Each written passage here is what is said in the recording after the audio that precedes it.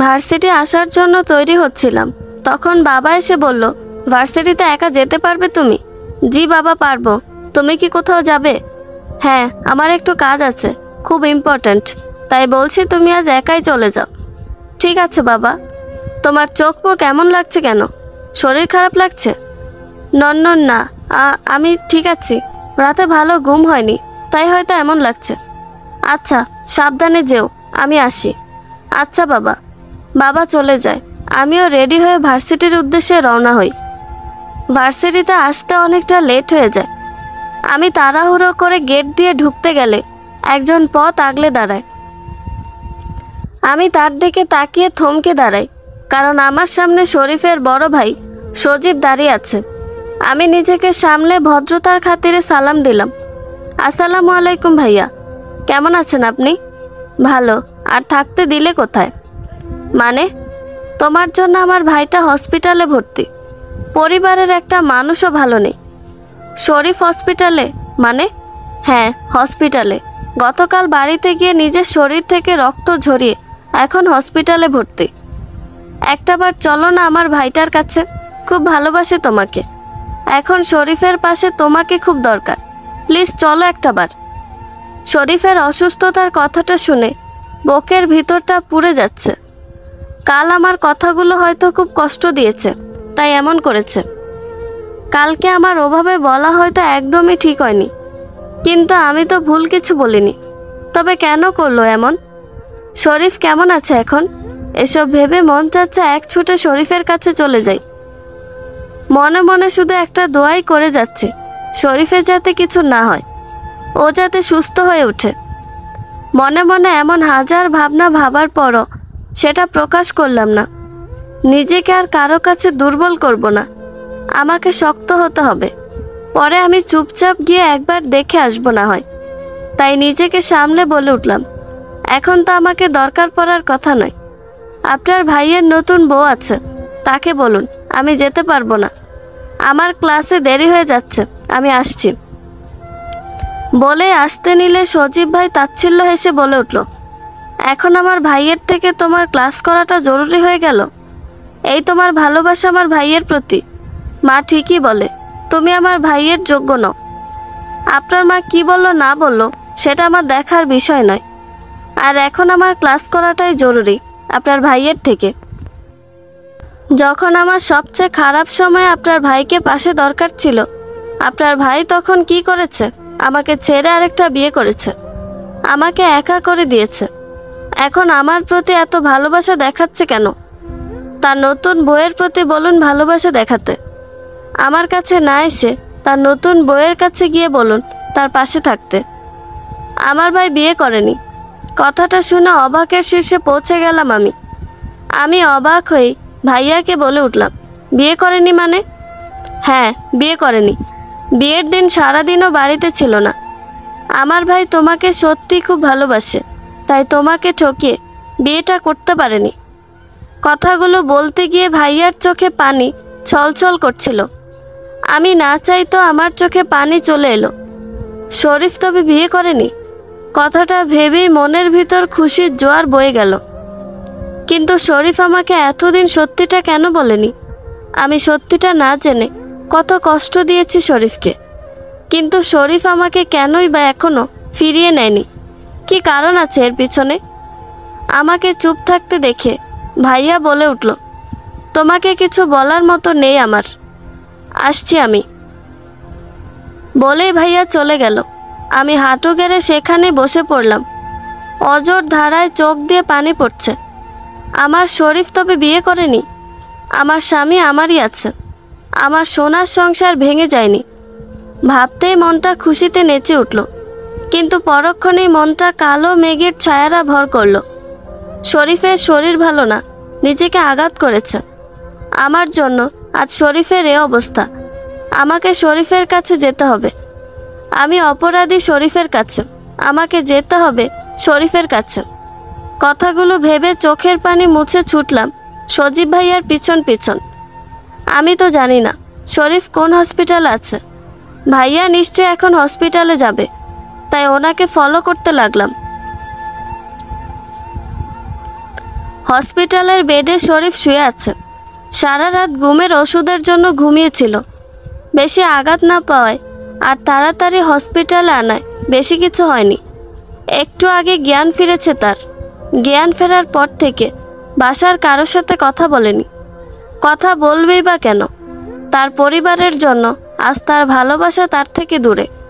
শরীফের কেবিনে প্রবেশ করলো তার বন্ধু হৃদয়।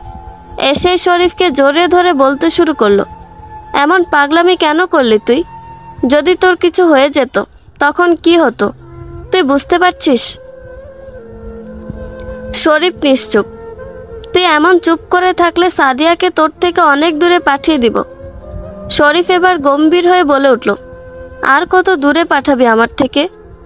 এমনিতেই আমাদের মাঝে দূরত্বটা এতটাই বেড়ে গেছে যে সাদিয়া আমাকে ঘৃণা করছে। ঘৃণা করাটা কি জায়েজ নয়?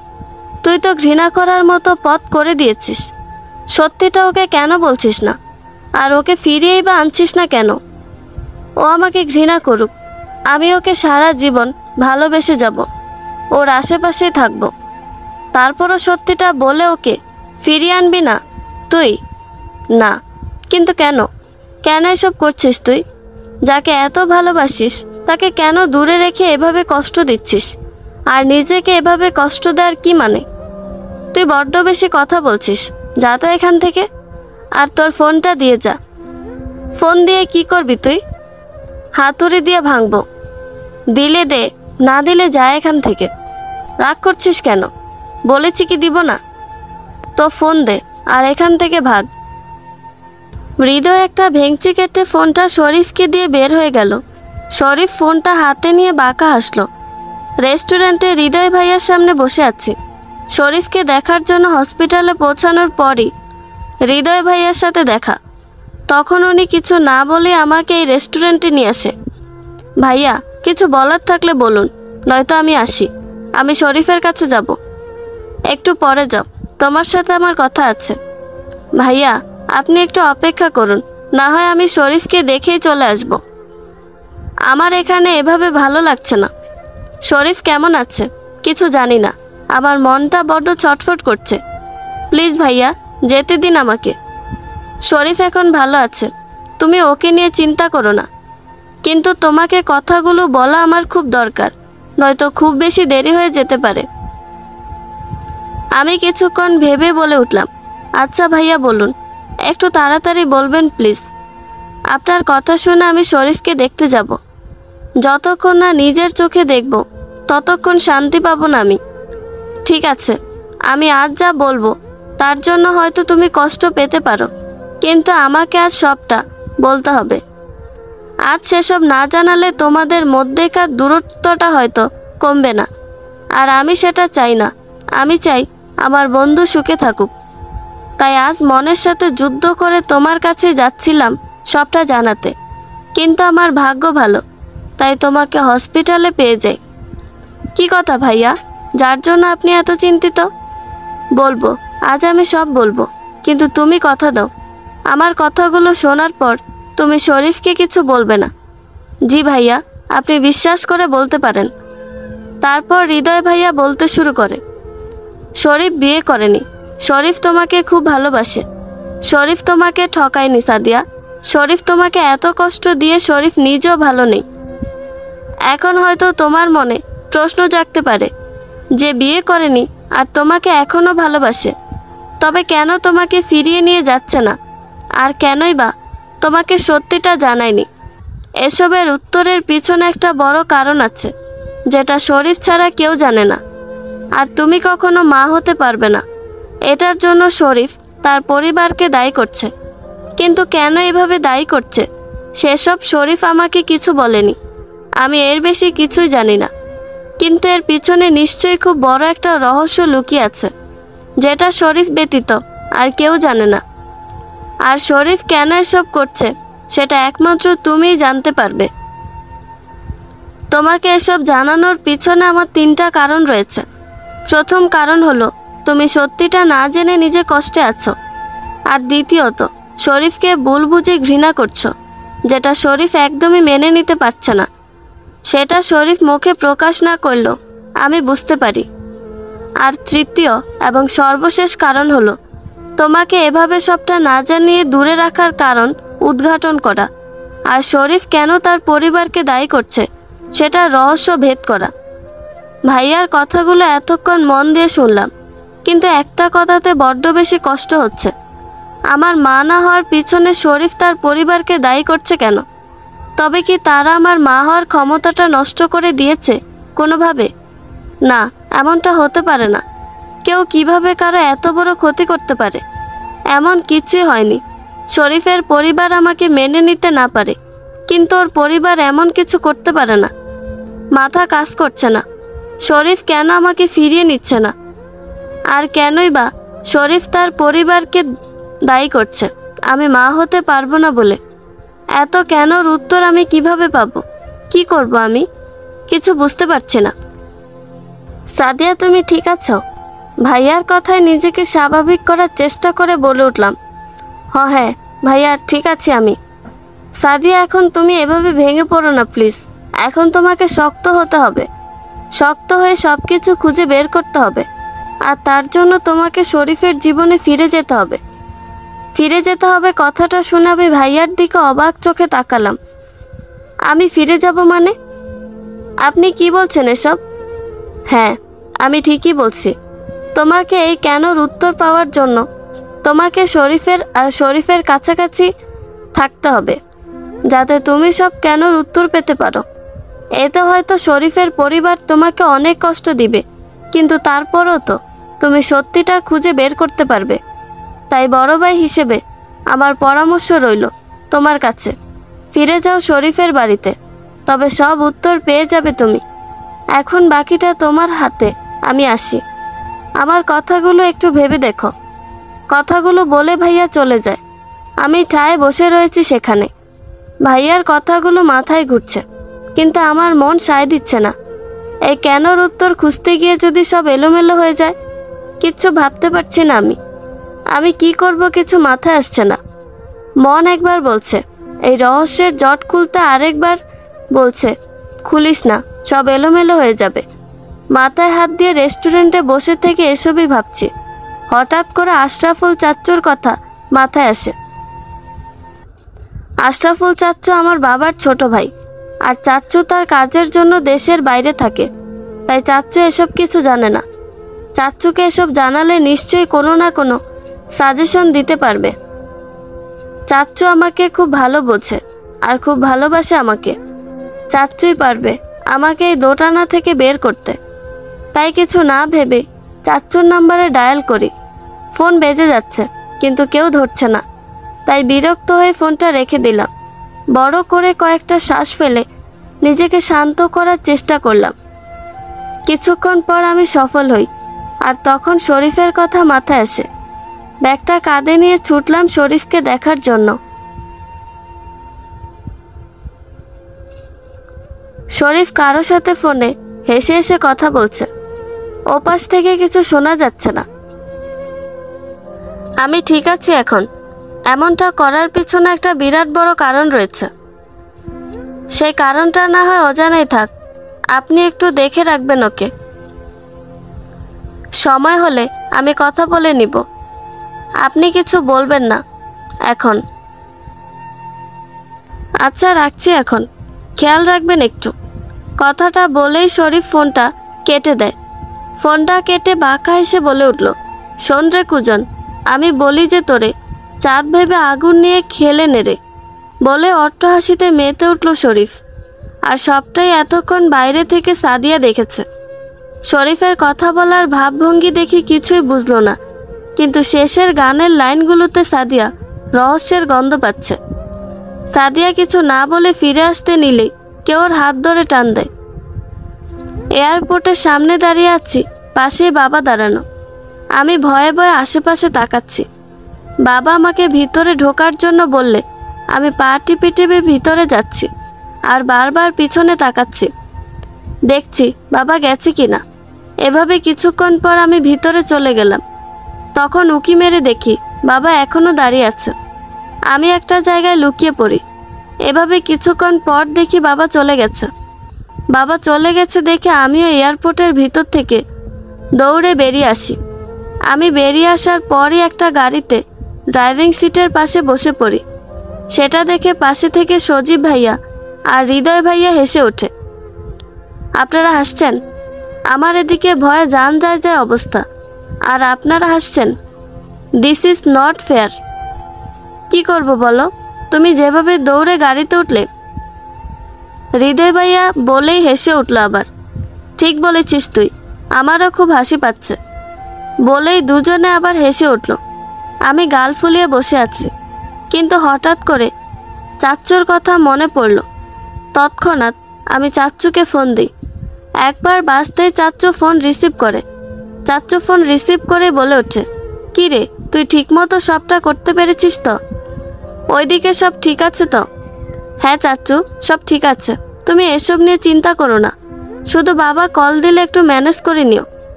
আচ্ছা ঠিক আছে, সেটা না হয় দেখব, কিন্তু তুই একদম সাবধানে থাকবি।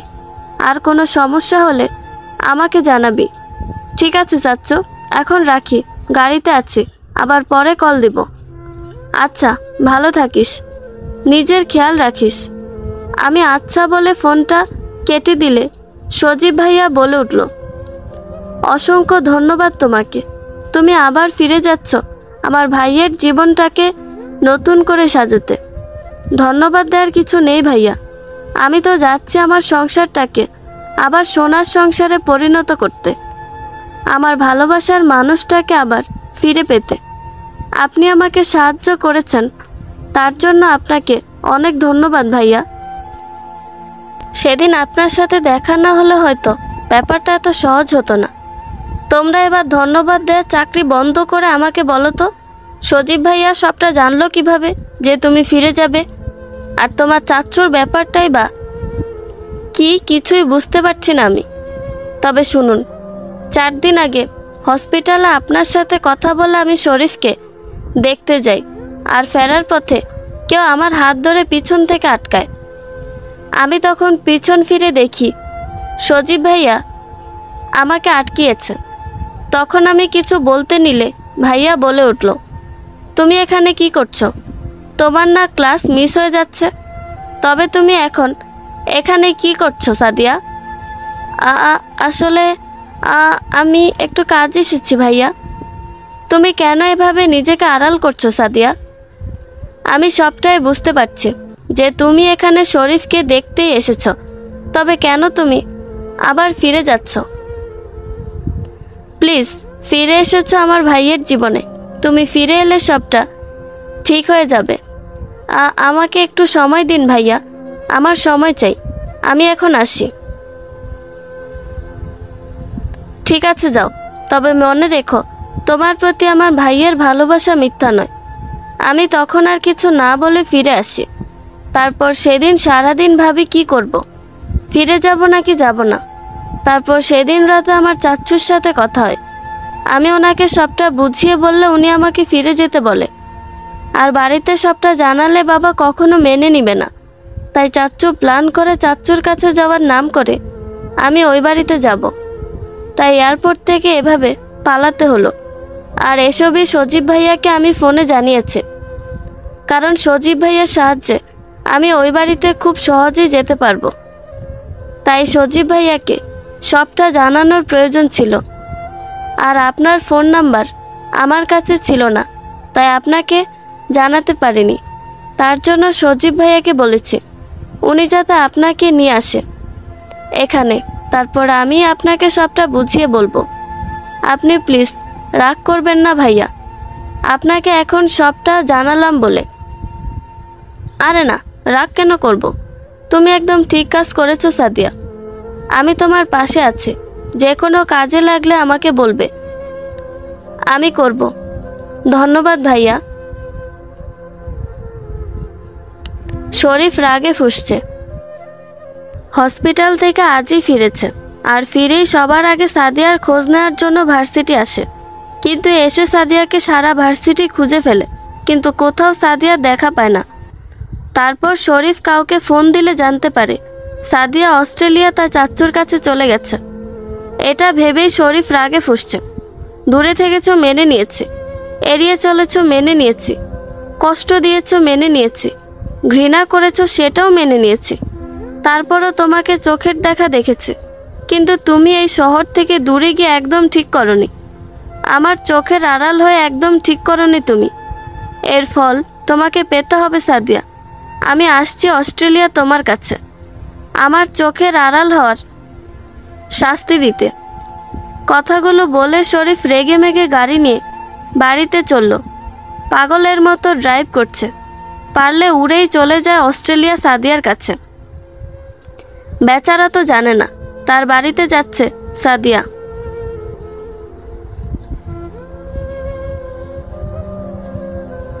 শরীফ বাড়িতে এসে আলমারি থেকে কাপড়গুলো ছুঁড়ে ছুঁড়ে ব্যাগে ফেলছে। ব্যাগে ফেলছে কম, মাটিতে পড়ছে বেশি। বুঝি না বাপু, এত রাগের কি হইল আজিব। তখন শরীফের রুমে তার মা আর চাচি প্রবেশ করে। শরীফকে এভাবে ব্যাগ গোছাতে দেখে শরীফের মা অস্থির হয়ে বলে ওঠে, কাপড় কেন গোছাচ্ছিস? কই যাবি তুই? শরীফ কিছু না বলে তার কাজ করেই যাচ্ছে। সেটা দেখে শরীফের চাচি গিয়ে শরীফের হাত ধরে বলল, কই যাবি তুই? এভাবে কাপড় গুছিয়ে কি করবি? শরীফ এবার ওর চাচির থেকে হাত সরিয়ে রেগে বলে উঠল, জাহান্নামে যাচ্ছে, যাবে তোমরা? এসব কেমন কথা শরীফ? এভাবে কেন কথা বলছিস তুই? মা হয়ে আমি তোর, আমাকে অন্তত বলে যা কই যাচ্ছিস। মা হয়ে তো মায়ের মতো কোনো কাজ করনি, কাজগুলো তো করেছ একদম রিনা খানের মতো। তাই তোমাকে বলার প্রয়োজন মনে করছি না কই যাব। কথাগুলো বলেই শরীফ ব্যাগ গুছিয়ে পাসপোর্ট ভিসা নিয়ে রুম থেকে বেরিয়ে গেল। আর শরীফের পিছনে ওর মা কাঁদতে কাঁদতে আসছে। ওনার সাথে শরীফের চাচিও আছে। শরীফের মা শরীফকে আটকানোর জন্য অনেক কান্নাকাটি করছে, কিন্তু শরীফ সেটা না মেনেই বেরিয়ে যাচ্ছে। তখন কেউ একজন বলে উঠল, বাড়িতে বউ এসেছে, আমাকে বরণ তো করো কেউ। কারো এমন কথা শুনে শরীফের মা আর চাচি সেদিকে তাকায়। তখন তারা সামনে যা দেখে তাতে তারা তিনজনই 440 ভোল্টের শক খেল। সবাই সামনে তাকিয়ে দেখে সাদিয়া বউ সাজে দাঁড়িয়ে আছে। তার পাশেই হৃদয় সাদিয়ার লাগেজ হাতে দাঁড়িয়ে আছে। সবাই যেন ভূত দেখার মতো চমকে গেছে। শরীফ ও সাদিয়ার দিকে অবাক নয়নে তাকিয়ে আছে। সাদিয়ার পরনে লাল রঙের একটা কাতান শাড়ি, গায়ে ভারী গহনা আর হালকা সাজ, এতেই বেশ লাগছে সাদিয়াকে। সাদিয়া এসব দেখে হেসে বলে উঠল, বাবা, সবাই আমাকে দেখে কি শখ খেলে নাকি? এতটাই শখ খেয়েছো যে চোখের পলকই ফেলছো না? সাদিয়ার কথায় সবার হুঁশ আসলো। আর সাদিয়ার কথার সাথে হৃদয় তাল মিলিয়ে বলল, আরে না, শখ খায়নি, কিন্তু তোমার উপর সবাই ক্যারাশ খাইছে, তাই এভাবে তাকায় আছে। তো তুমি এই সাজে এখানে কেন? শরীফের মা ভয়ে ভয়ে বলল, এত কথা বলতে পারবো না। কতক্ষণ ধরে দাঁড়িয়ে আছি সে হিসাব আছে আপনাদের কারো? তখন থেকে তো চোখ দিয়েই গিলে খাচ্ছেন। এবার তো তাড়াতাড়ি বরণ করুন, খুব গরম লাগতেছে বাইরে। এই মেয়ে, ঠিক করে কথা বলো। আর তোমাকে বরণ কেন করব? তুমি কি নতুন বউ যে বরণ করব তোমাকে? অবশ্যই সে নতুন বউ, দেখছেন না বউ সাজে এসেছে। তাই কথা না বাড়িয়ে আমার বউকে বরণ করুন। এতক্ষণ কে কি বলেছে তার কোনো কথাই শরীফের বোধগম্য হয়নি, কিন্তু হৃদয়ের আমার বউ কথাটা তার কানে বাড়ি খেল।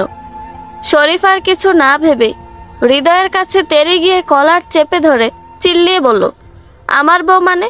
তুই কি বলতে চাইছিস তুই সাদিয়াকে বিয়ে করেছিস? সাদিয়া তোর বউ? আরে আমি এটা কখন বললাম? আমি তো বললাম সাদিয়া আমার বউ। তুই আবারও সাদিয়াকে নিজের বউ বলেছিস? কথাটা বলেই শরীফ রেগে হৃদয়ের নাকে একটা ঘুষি মারল। আর সেটা দেখে সাদিয়া শরীফকে টেনে ওর পাশে দাঁড় করিয়ে শরীফের হাত চেপে ধরে বলল, হে খোদা, আমার কপালে কি এই হাম্বা মার্কা জামাই লিখে রাখছিলা? হাত ছাড়ো আমার, নয়তো খারাপ হয়ে যাবে। কত বড় সাহস দেখছ? আমাকে ছেড়ে আমার বন্ধুকে বিয়ে করেছে, আর বিয়ে করে আমার বাড়িতে এসে বলছে বরণ করতে। এই মুহূর্তে তোমরা ডিভোর্স পেপারে সাইন করবে, নয়তো তোমাদের দুইজনকে মেরে এখানে পুঁতে ফেলবো, ঠাড়ায়া 2টা থাপ্পড় লাগামো। তোমাদের ছেলেদের এই এক স্বভাব, বরাবরই 14 লাইন বেশি বোঝো। দয়া করে কেউ সিরিয়াসলি নেবেন না কথাটা। এমন নাউজিবিল্লাহ মার্কা কথাকে বলছে তোমাকে? হ্যাঁ, হৃদয় ভাইয়াকে আমি আমার বড় ভাইয়ের নজরেই দেখি, আর তুমি কি না? ছি ছি ছি, কি বলতে চাইছো তুমি? হ্যাঁ, আমি বোকা? আমি কিছু বুঝি না? ফিডার দিয়ে দুধ খাই আমি? হ্যাঁ, হৃদয় 2 বার বলছে আমার বউ, এতে কি বোঝায়? হ্যাঁ, পুরো কথাটা না শুনেই তুলকালাম চালু করছ তুই। আরে আমি বলছি আমার বন্ধুর বউ, দিয়ে বন্ধু প্রকাশ করছে, মজা করে সঙ্গেপে বলছে, আর তুই আমাকে মারলি। আর জীবনে মনে থাকলে সঙ্গেপে কিছু বলবো না। কথাটা বলেই হৃদয় ভাইয়া রুমাল দিয়ে নাক মুছল। আমি মুখ টিপে হাসছি, আর শরীফ ব্যাবলার মতো একবার হৃদয় ভাইয়ার দিকে তাকাচ্ছে, আরেকবার আমার দিকে তাকাচ্ছে। আমি সেটা দেখে বলে উঠি, জি জনাব, হাম্বা মার্কা জামাই হৃদয় ভাইয়া এটাই বলেছে। আপনি কি তা এখন বুঝতে পারছেন? শরীফ আমার কথা শুনে রাগীভাবে আমার দিকে তাকালো। আমি সেসবে পাত্তা না দিয়ে বাড়ির ভিতরে ঢুকি আর বলে উঠি, শাশুড়ি আম্মাকে বরণ তো করলেন না, তাই একাই ঢুকে গেলাম, কারণ বাড়িটা তো আমারই শ্বশুর বাড়ি, তাই না? যাই হোক, আমি রুমে গেলাম, পরে কথা বলবো। কথাটা বলে সিঁড়ি বেয়ে উপরে আসতে নিলে শাশুড়ি আম্মা রেগে বলে ওঠে, এই মেয়ে, তুমি আমার বাড়িতে ঢুকেছ কোন সাহসে? হ্যাঁ, আর এসবের মানে কি? যখন মন চায় চলে যাবে, আবার যখন মন চায় ফিরে আসবে। এই যে শাশুড়ি আম্মা, ফর ইউর কাইন্ড ইনফরমেশন, এই বাড়িটা আপনার বাড়ি নয়, এটা আমার শ্বশুর বাড়ি, শাশুড়ির বাড়ি না। আপনি আমার শাশুড়ি, শ্বশুর তো নন, তাই আপনার বাড়ির কথাটা বলবেন না। আর আমার শ্বশুর বাড়ি, আমার সংসার, আমার শাশুড়ি বাড়ি তো নয়, তাই যা মন চায় তা করব। কথাগুলো বলে সাদিয়া উপরে চলে গেল, আর সাদিয়ার শাশুড়ি পুরাই কনফিউজড সাদিয়ার কথায়। শাশুড়ি বাড়ি না শ্বশুর বাড়ি, এসব ভেবে ওনার মাথা চক্কর দিয়ে উঠল। তাই ওনার যাকে বলল ঘরে দিয়ে আসতে, সাদিয়াকে উনি পরে দেখে নেবেন। আর এইদিকে শরীফ পুরাই অবাক। এখন সাদিয়াকে দেখছে শরীফ, যে সাদিয়া আগে শত কষ্টের পরও মুখ দিয়ে কোনো কথা বের করতো না, আর এখন যেন মুখ খুলে আগুন বের হয়।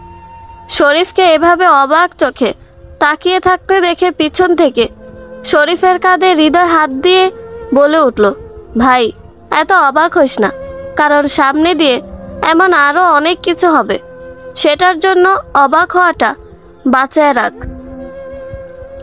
শরীফের এবার কিছু মনে পড়ে যায়, আর রেগে হৃদয়কে বলে উঠল, তুই সাদিয়াকে এখানে নিয়ে এসেছিস তাই না? কেন নিয়ে এসেছিস এখানে সাদিয়াকে?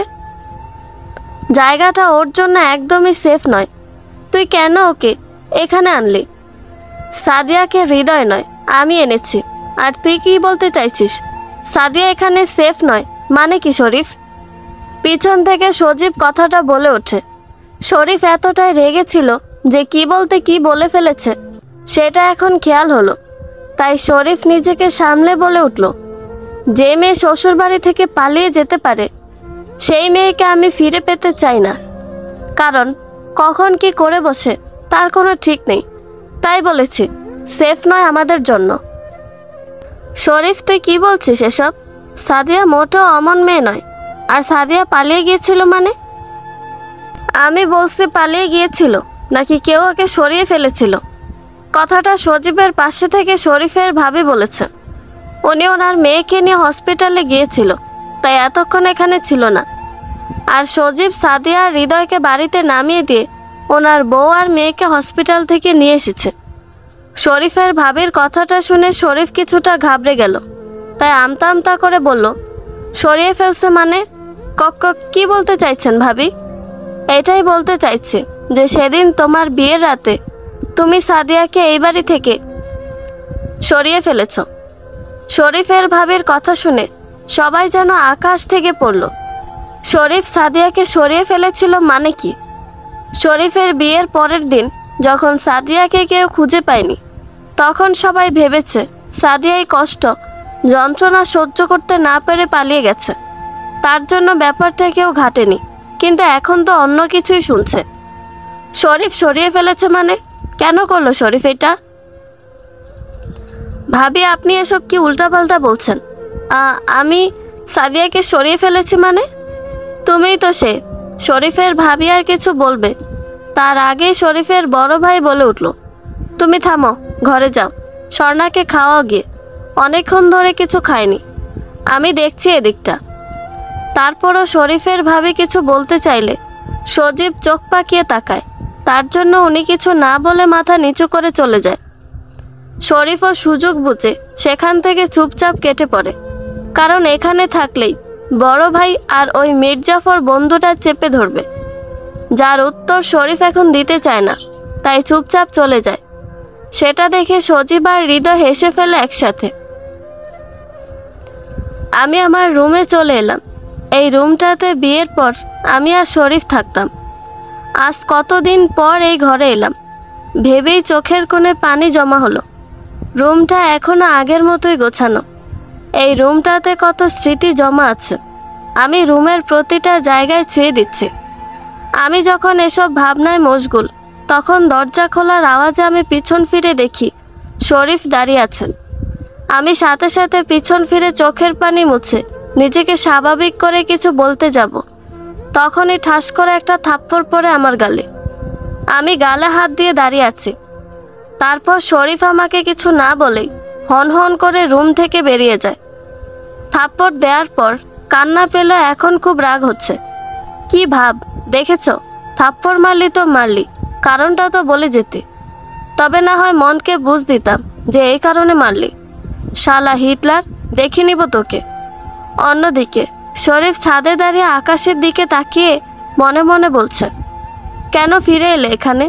দূরে ছিলে সেখানেই তো বেশ ছিলে, কেন এখানে ফিরে এলে? রাতে ডিনার করার জন্য নিচে এসে দেখি সবাই খেতে বসে গেছে।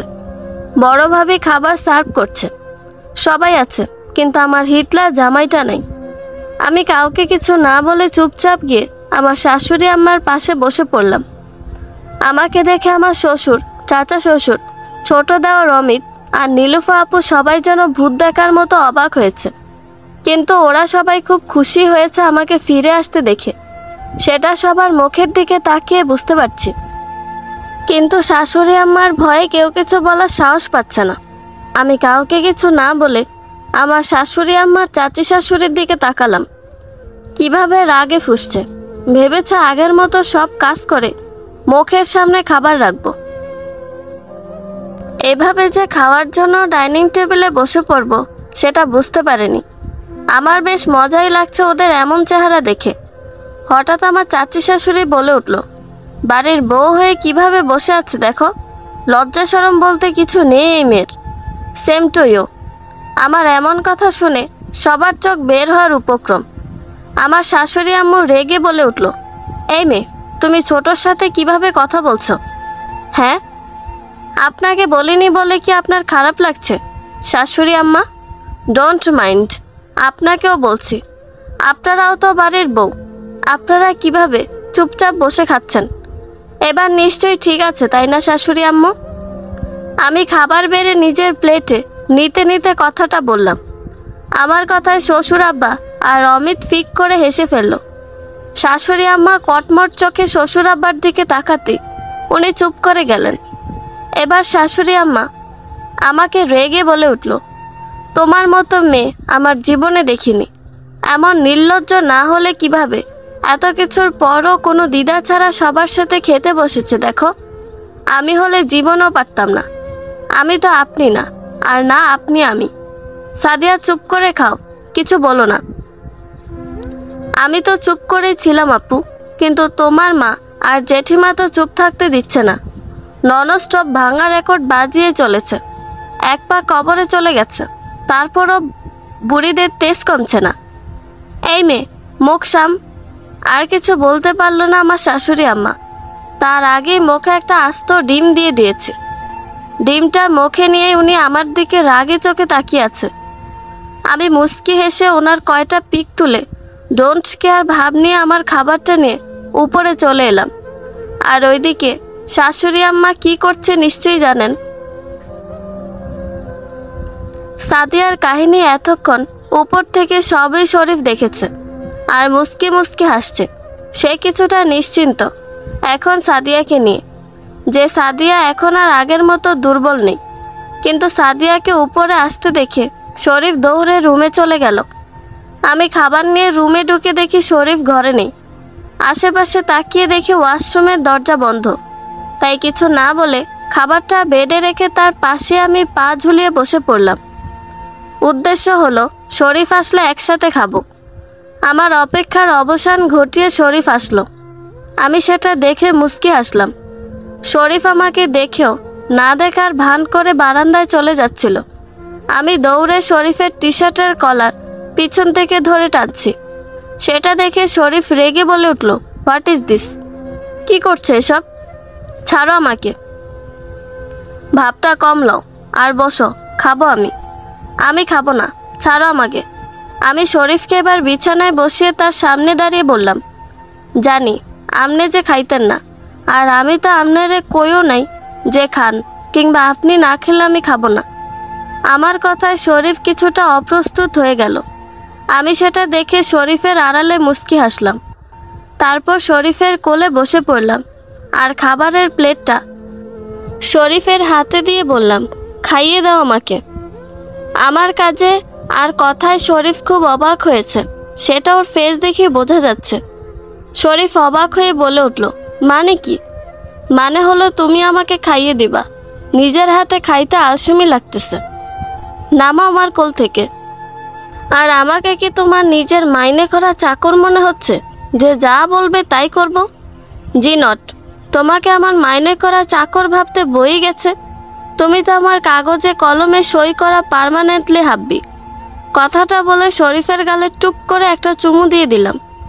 শরীফ সেটা দেখে চোখ বড় বড় করে তাকিয়ে আছে। এসব অবাক হওয়ার হলে আমাকে খাইয়ে দিয়ে অবাক হইও, তখন বাধা দিব না। এখন চুপচাপ আমাকে খাইয়ে দাও, নয়তো খুব খারাপ হয়ে যাবে। এই মেয়েটা কি শুরু করলো আল্লাহ? এমন করলে তো আমি ওর উপর একদম রাগ করে থাকার অভিনয় করতে পারবো না। কিন্তু আমার তো এখন নরম হলে চলবে না। আমার এখন যতটা সম্ভব সাদিয়ার সাথে খারাপ আচরণ করতে হবে, যাতে এখান থেকে চলে যায়, নয়তো সাদিয়ার বিপদ। শরীফ মনে মনে বলল কথাটা। শরীফ মনে মনে এসব বলে সাদিয়াকে ধাক্কা দিয়ে ফ্লোরে ফেলে শক্ত গলায় বলে উঠল, কি ভেবেছো তুমি নিজেকে? তুমি যা বলবে আমি তাই করব? যদি এমনটা ভেবেই থাকো তবে ভুল ভাবছো। এই বাড়ি থেকে পালিয়ে গিয়ে এখন আবার ফিরে এসে নাটক করছো। আমি ধাক্কা খেয়ে নিচে পড়ে গিয়ে ভ্যাভ্যা করে কেঁদে দিলাম। কারণ এই কান্নায় আমার হাতিয়ার শরীফকে দিয়ে কাজটা করানোর ভেবেই কান্নার আওয়াজটা বাড়িয়ে দিলাম।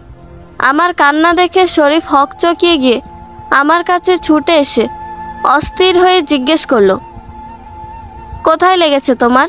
বলো আমাকে, দেখি কোথায় ব্যথা পেয়েছো। হাঁটুতে ব্যথা পেয়েছি বলেই ভ্যাভ্যা করে কেঁদে দিলাম। আমার কথা শুনে শরীফ আবারও বলে উঠল, তুমি একটু বসো, আমি আসছি, এক্ষুনি ব্যথা সেরে যাবে।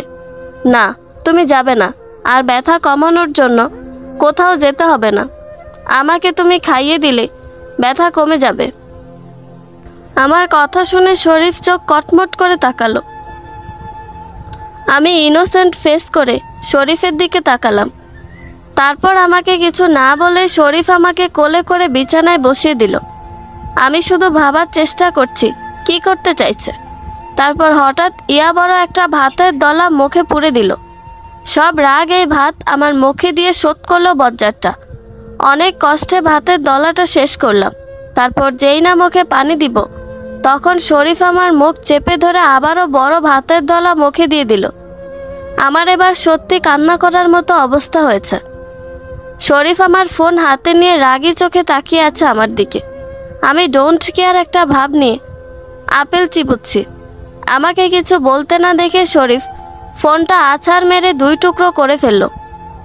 আমি চমকে শরীফের দিকে তাকাই আর অস্থির হয়ে বলে উঠি, হায় হায়, আমার কলিজাটা ভেঙে 2 টুকরা হয়ে গেল গো। এখন আমি কেমনে বাসুম গো? ও খোদা গো, আমার এত বড় সর্বনাশ কেন করলা গো? বলেই ন্যাকা কান্না জুড়ে দিলাম। আমাকে এভাবে কাঁদতে দেখে শরীফ তার রাগ ভুলে আমার কাছে এসে বলে উঠল, কলিজা ভেঙে গেছে মানে? কি বলছো এসব তুমি? তোমার শরীর খারাপ লাগছে নাকি? আর বাঁচবে না মানে কেমন কথা এটা? তোমার কোথায় কষ্ট হচ্ছে বলো, আর নয়তো চলো এখনই ডাক্তার দেখাবো তোমাকে। কথাটা বলে শরীফ আমার হাতটা ধরে টান দিলে আমি হাত ছাড়িয়ে চোখের পানি মুছে ফ্লোর থেকে ফোনটা তুলে শরীফকে যাওয়ার জন্য ইশারা করলাম। শরীফ আমার দিকে ব্রু কুঁচকে তাকিয়ে আছে। তারপরে সন্দেহ নিয়ে বলে উঠল, তুমি হসপিটালে যাবে, কিন্তু এই ভাঙা ফোনটা সাথে কেন নিলে? তুমি কোনোভাবে আমাকে বোকা বানাওনি তো? আজীব তো, বোকা কেন বানাবো? আর ফোনটা সাথে না নিলে ডাক্তার দেখাবো কি করে? ফোনের সাথে তোমার ডাক্তার দেখানোর কি সম্পর্ক? ফোনকেই তো ডাক্তার দেখাবো। মানেটা তো খুব সহজ। আমার কলিজাটা ভেঙে গেছে, আর তুমিই তো বললা ডাক্তার দেখাবে, তাই তো ফোনটা নিলাম ডাক্তারের কাছে যাওয়ার জন্য। ফোনটা না নিলে ডাক্তার দেখাবো কাকে? সাদিয়া! আমি শরীফের ধমকে কিছুটা দূরে গিয়ে দাঁড়ালাম। তখন আবার শরীফ রেগে বলে উঠল, ফোনকে কলিজা বলে আমাকে বোকা বানানো? দাঁড়াও, দেখাচ্ছি মজা তোমাকে। 2 দিন ধরে খালি দেখছি তোমাকে, কিছু বলছি না বলে ফাইজলামির সীমা দিন দিন বেড়েই চলেছে। 1 মিনিট ব্রেক মারো, নয়তো অ্যাক্সিডেন্ট করবে। আর আমার কথা শোনো, কান নাক চোখ সব খুলে, নয়তো আবারও ব্লাস্ট হবে রাগে। আমি কোনো ফাইজলামি করতেছি না। ফোন আমার কলিজা, তাই কলিজা বলেছি। কারণ নিজে পড়ে গেলে ততটা কষ্ট লাগে না যতটা না আমার ফোন পড়ে গেলে কষ্ট লাগে। একদম কলিজায় গিয়ে লাগে। আর সেখানে তো তুমি আমার ফোনটা 2 টুকরা করে ফেললে। আমার কলিজা তো ভেঙেই গেছে। এখন যদি তুমি সেটা না বোঝো তবে তো তুমি বোকাই। শুধু বোকা না, তার সাথে ডাবল বোকা হবে। ডোন্ট কেয়ার ভাব নিয়ে কথাটা বললাম। তারপর শরীফের দিকে তাকিয়ে দেখি বেটা আরও চেচ্ছে। শরীফ এবার আর কিছু না বলে আমাকে টেনে হিস্টে ছাদে নিয়ে এলো, আর এনেই ছাদের একদম কিনারায় নিয়ে দাঁড় করালো।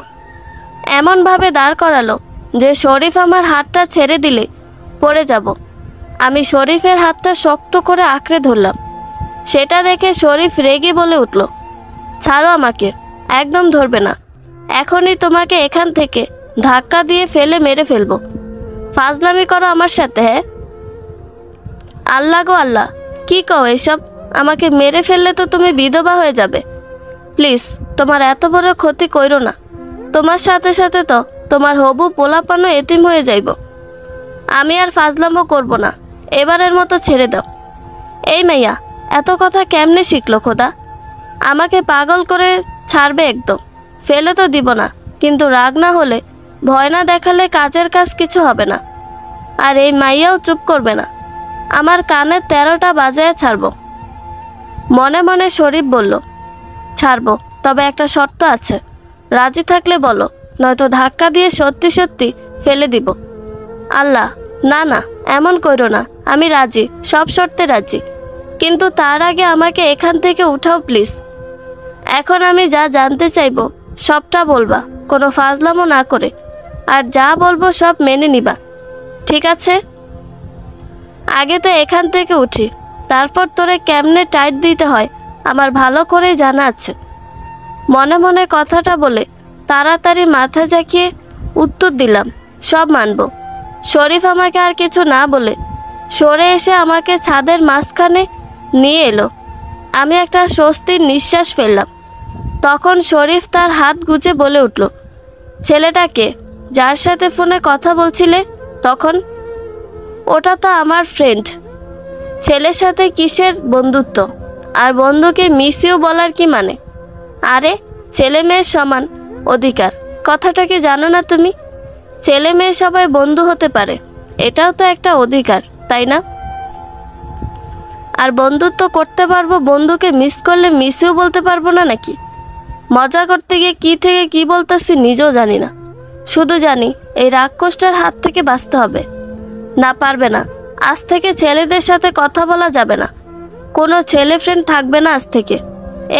বললেই হলো, থাকবে না? থাকবে ছেলে বন্ধু, একটা কেন, 1000টা থাকবে। তাতে তোমার কি? তোমার কি জলে হিংসা লাগে নাকি গো? চুপ, একদম চুপ। আর একটা কথা বলবা তো খুব খারাপ হয়ে যাবে। যেটা বলেছি সেটা করবা, খালি বেশি কথা। তুই চুপ কর শালা খাটাস খবিস হিটলার কোথাকার। তুই অন্য মেয়েকে বিয়ে করতে পারবি, তোর মেয়ে বেস্ট ফ্রেন্ড থাকতে পারবে, আর আমার ছেলে ফ্রেন্ড বানাতে পারবো না? তোর কথা শুনতে আমার বই গেছে। শরীফ আমার কথা শুনে হাঁ করে তাকিয়ে আছে। শরীফ ভাবতেই পারেনি আমি এভাবে বলবো। আমি উত্তেজিত হয়ে এতগুলো কথা বলে এখন ভাবছি কি বলে ফেললাম এসব। তাই চুপচাপ কিছু না বলে কেটে পড়লাম। আজ হাওয়া গরম, আজ আর সামনে যাওয়া যাবে না। তাই আমি টাটা বাই বাই হয়ে যাই। কিন্তু ফোনটা ভেঙে ফেলছে সেটা ভেবেই ভিতরটা কেঁপে উঠল গো। তখন কোন দুঃখে যে বজ্জারটাকে শুনিয়ে শুনিয়ে আলামিনের সাথে মিষ্টি মিষ্টি কথা বলতে গেলাম, যার ফল আমার ফোন এখন নিশ্চিন্তে ঘুমি। আমি এখন ফোন মিস করি। সাদিয়ার বাবা তার ভাই আশরাফুলের কাছে ফোন দেয়। সেটা দেখে আশরাফুল ইসলাম কিছুটা ঘাবড়ে যায়, কিন্তু পরক্ষণে নিজেকে সামলে ফোনটা তোলে আর বলে ওঠে, কেমন আছো ভাইয়া? ভাইয়ের খবর রাখিস তুই? ভাতিজিকে পেয়ে তো ভাইকে ভুলেই গেছিস। আমার মেয়েটা হয়েছে তেমন, চাচ্চুকে পেয়ে মা বাবা ভাইদেরকেও ভুলে গেছে। ভাইয়া যে কি বলো, ভুলবো কেন? একটু বিজি ছিলাম তাই খবর নিতে পারিনি। আচ্ছা সেটা না হয় বুঝলাম, এখন আমার মেয়েটাকে একটু দে তো আরাফাত, ফরহাদ কথা বলবে। আসলে ভাইয়া সাদিয়া তো একটু বাইরে গেছে, ও আসলে কথা বলিয়ে দিবনে। আচ্ছা ঠিক আছে, এখন রাখি তবে। আচ্ছা ভাইয়া।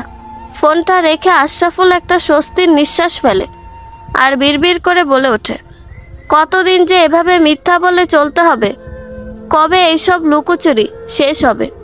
কথাটা বলেই তিনি সাদিয়ার নাম্বারে কল দেয়। সাদিয়া ফোন ধরছে না, তাই একটা মেসেজ করে দেয় যাতে সাদিয়া ফোন হাতে পেলেই ওনাকে কল ব্যাক করে।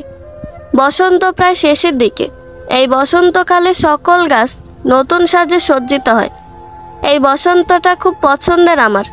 এমনই এক বসন্তের বিকালে শরীফের সাথে আমার দেখা হয়েছিল। কতই না সুন্দর ছিল সেদিনটা। হয়তো আজকের বিকালটাও সেদিনের মতো সুন্দর হতো, কিন্তু কিছু বিষাদময় স্মৃতির জন্য সেটা সম্ভব হচ্ছে না। আশেপাশে কিছু মানুষরূপী নিকৃষ্ট মানুষের জন্য আজকের দিনটা একটু বেশি বিষাদময় লাগছে। ব্যালকনিতে বসে এসবই ভাবছি। কখন আমার পাশে সজীব ভাই আর ভাবি এসে দাঁড়িয়েছে টেরই পাইনি। আমাকে এভাবে ভাবতে দেখে ভাবি বলে উঠল, কি গো এত মন দিয়ে কি ভাবছো? ভাবির কথায় আমার ধ্যান ভাঙে। আমি তাকিয়ে দেখি ভাইয়া আর স্বর্ণাকে কোলে নিয়ে ভাবি দাঁড়িয়ে আছে। আমি বসা থেকে উঠে স্বর্ণাকে নিজের কোলে নিয়ে একটা চুমু দিয়ে ভাবিকে বলে উঠলাম, কার কথা আর ভাববো বলো? তোমার এই খবিশ হিটলার দেওরের কথাই ভাবছি। আমার কথা শুনে ভাবি হেসে ফেলল, কিন্তু সজীব ভাইয়ার মুখে এখনও কোনো হাসি নেই। আমি সেটা দেখে বড় ভাইয়াকে বলে উঠলাম, ভাইয়া আপনার কি মন খারাপ? না বোন, আমার মন খারাপ না, তোমাকে কিছু জানানোর ছিল তাই আসা। জি ভাইয়া বলুন না, কি বলতে চান? তুমি প্লিজ কথাগুলো মন মস্তিষ্ক দুটো দিয়েই বিবেচনা করো। হুট করে কোনো সিদ্ধান্ত নিও না তুমি। ভাইয়া আপনি এভাবে কেন বলছেন? খারাপ কিছু কি হয়েছে? তুমি কথাটা শুনলেই বুঝতে পারবে, কারণ তোমাকে সবটা জানালেই তোমার সামনে এগোতে আরও সুবিধা হবে। ভাইয়া প্লিজ কথাটা বলুন। আপনারা যেভাবে বলছেন তাতে আমার জানার আগ্রহটা বেড়েই চলেছে। প্লিজ বলুন কি হয়েছে। এভাবে না বলে সবটা খুলে বলুন আমাকে। তোমার কি মনে প্রশ্ন জাগে না সেদিনের কথা, যেদিন রাতে শরীফের বিয়ে ছিল, আর সেই রাতে তোমার সাথে কি হয়েছে, আর তুমি হসপিটালে কিভাবে পৌঁছালে? সজীব ভাইয়ার কথা শুনে কিছুক্ষণের জন্য নিজেকে বোকাদের তালিকায় ফেলতে ইচ্ছে করলো। এই কথাটা আমার মাথা থেকে একদম বেরিয়ে গিয়েছিল। সেদিন শরীফ আমার রুমে এসেছিল, তারপর কি হয়েছিল, আর আমি হসপিটালে কিভাবে পৌঁছালাম, আর মা বাবাও কিভাবে খবর পেল আমি হসপিটালে। তবে কি সেদিন শরীফই সবটা করেছে? এত বড় একটা কথা কিভাবে আমার মনে হয়নি। আমাকে গভীর চিন্তায় মত্ত দেখে সজীব ভাইয়া আবারও বলে উঠল, নিজেকে এত প্রেশার দিও না। আমি বলছি তোমাকে সেদিন কি হয়েছিল, আর কিভাবে তুমি হসপিটালে পৌঁছালে? সজীব ভাইয়ার কথা শুনে আমি ভাইয়ার দিকে ব্রু কুঁচকে জানতে চাইলে ভাইয়া বলে ওঠে, সেদিন রাতে শরীফ তোমাকে সবার আড়ালে সরিয়ে ফেলেছিল এ বাড়ি থেকে, আর হসপিটালে ভর্তি করিয়ে তোমার মাকে খবর শরীফই দিয়েছিল। ভাইয়ার কথা শুনে আমি একটু অবাক হইনি, কারণ ঘটনাটা এমনই যে এমনটা ঘটতে পারে তা একটু খুঁটিয়ে ভাবলেই বোঝা যাবে। তাই আমি হালকা হেসে বললাম, এই কথা আমি ভাবলাম কি না কি। সাদিয়া, আমার কথা কিন্তু এখনও শেষ হয়নি, এখনও আসল কথাটাই শোনোনি তুমি। আসল কথা মানে? আসল কথা এটাই হলো যে তোমার মা শরীফকে সাহায্য করেছে তোমাকে তোমার বাবার বাড়িতে পাঠাতে। ভাইয়ার কথায় 420 ভোল্টের শক খেলাম। মা সাহায্য করেছে মানে কি? মা সাহায্য করেছে মানে কি বলছেন এসব? মা বাবার সাথে তো তখন আমারই কোনো যোগাযোগ ছিল না। তবে শরীফ কিভাবে কি করলো? যোগাযোগ ছিল না বলে যে যোগাযোগ করা যাবে না সেটা কিন্তু নয়। সেদিন আমি তোমাকে আর হৃদয়কে বাড়িতে নামিয়ে দিয়ে তোমার ভাবিকে হসপিটাল থেকে আনতে গিয়েছিলাম। সেদিনই আমি সবটা জানতে পারি, কারণ সেখানে আমার এক বন্ধু ডাক্তার, ওর কাছে আমি এসব জানতে পারি। আমি আর কিছু জানি না। এখন সমস্ত সত্যিটা বের করার দায়িত্ব তোমার। যাই করো একটু ভেবে চিন্তা করে করো। ভাইয়ার কথায় মাথার মধ্যে সব গন্ডগোল লেগে যাচ্ছে। এত রহস্য রাখছে না, ইচ্ছে করতেছে লেখিকাকে পিটাইতে।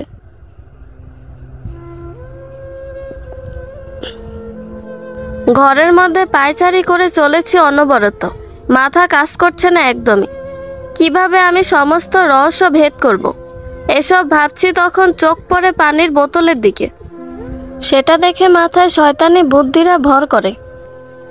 আমি একটা শয়তানি হাসি দিয়ে নাচতে নাচতে রুম থেকে বেরিয়ে গেলাম।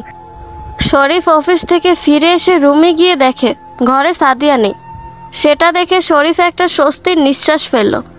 এই মেয়েটা এখন আশেপাশে থাকা মানে পুরা কালবৈশাখীর ঝড় তুলে ছাড়বে।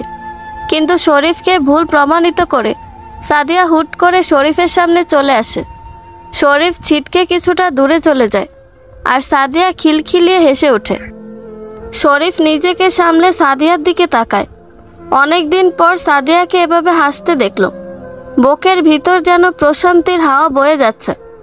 সাদিয়া হাসতে হাসতেই বলে ওঠে, কি ভেবেছেন জনাব, আমি ঘরে নেই আর আপনাকে জ্বালানোর মতো মেয়েটা নেই, তাই না? এত সহজে ছাড়ছি না আপনাকে। বলেই আবার খিলখিলিয়ে হেসে ওঠে সাদিয়া। শরীফ এবার রেগে বলে উঠল, আবারও ফাজলামি করছো আমার সাথে? কাল থেকে অফিসেই থাকবো আর বাড়িতে ফিরবো না।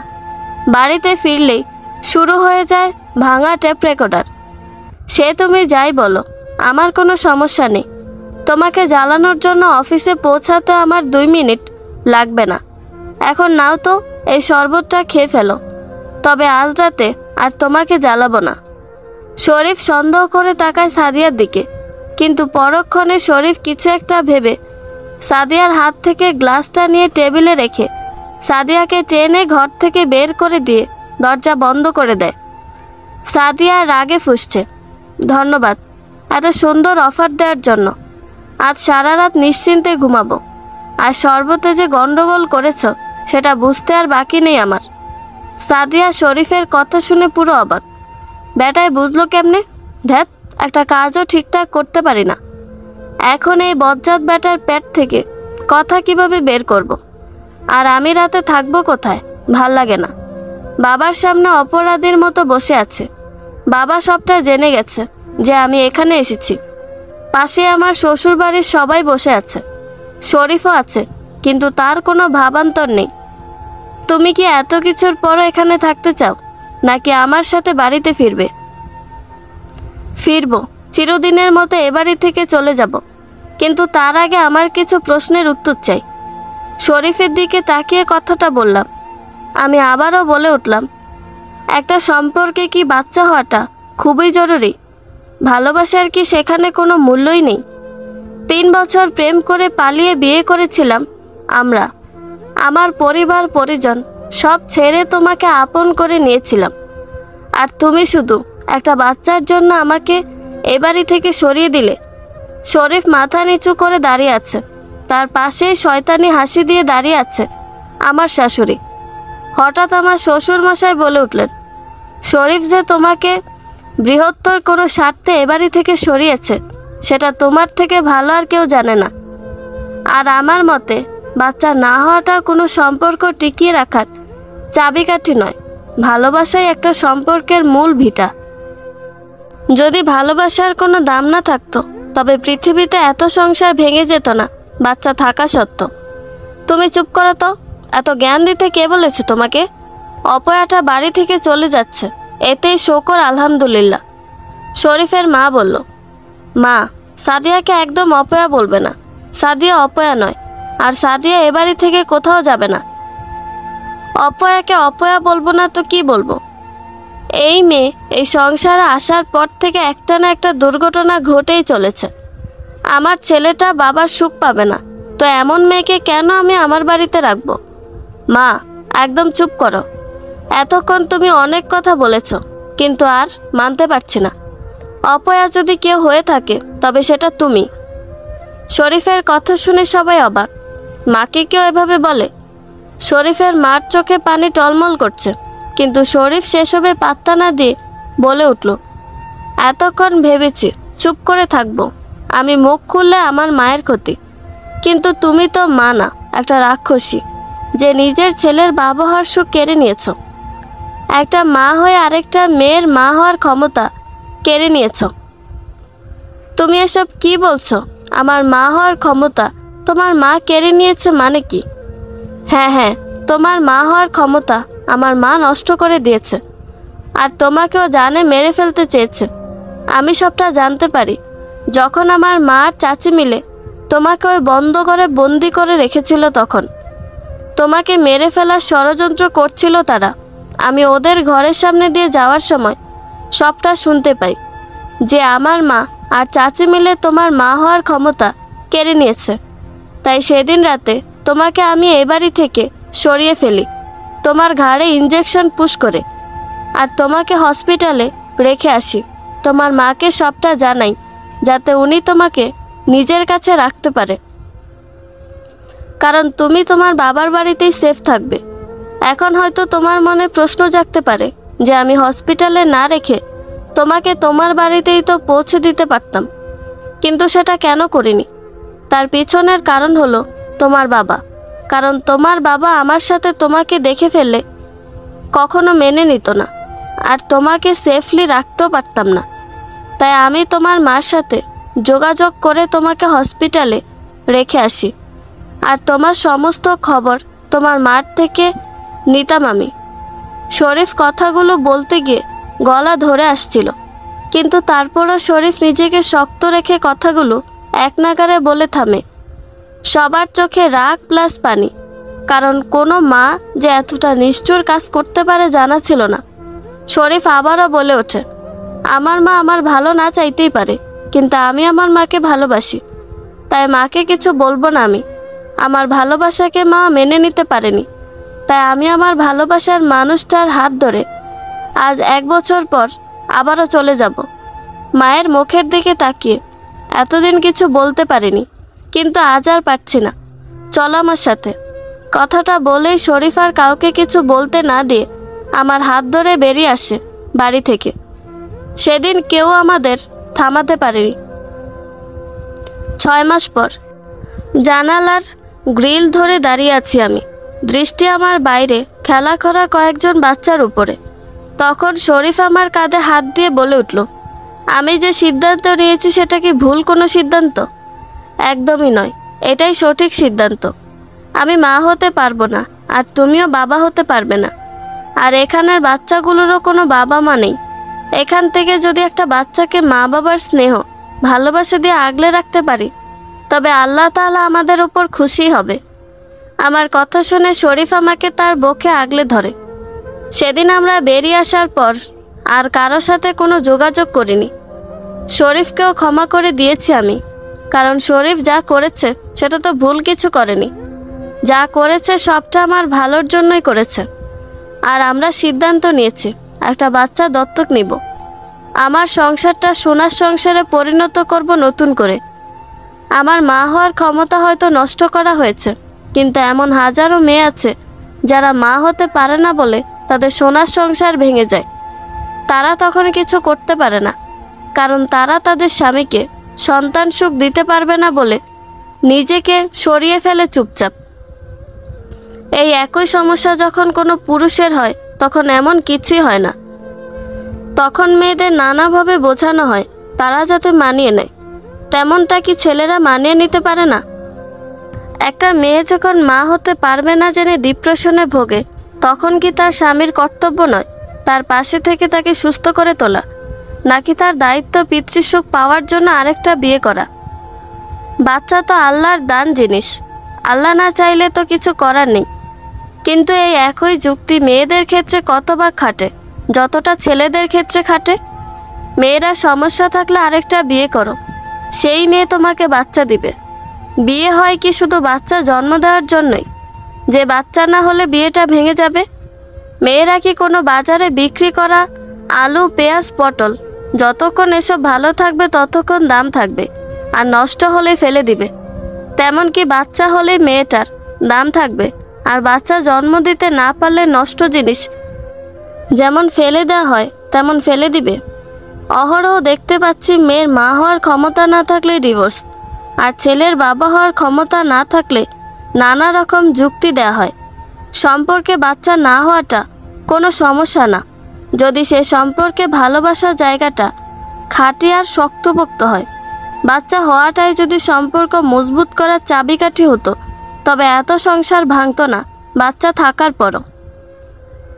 বন্ধুরা, গল্পটি ভালো লেগে থাকলে একটা লাইক করে দিবেন, এবং গল্প সম্পর্কে কোনো মতামত জানানোর থাকলে কমেন্ট করতে পারেন। নতুন নতুন আরও গল্প শোনার জন্য চ্যানেলটি সাবস্ক্রাইব করে পাশেই থাকবেন। ধন্যবাদ সবাইকে, ভালো থাকবেন।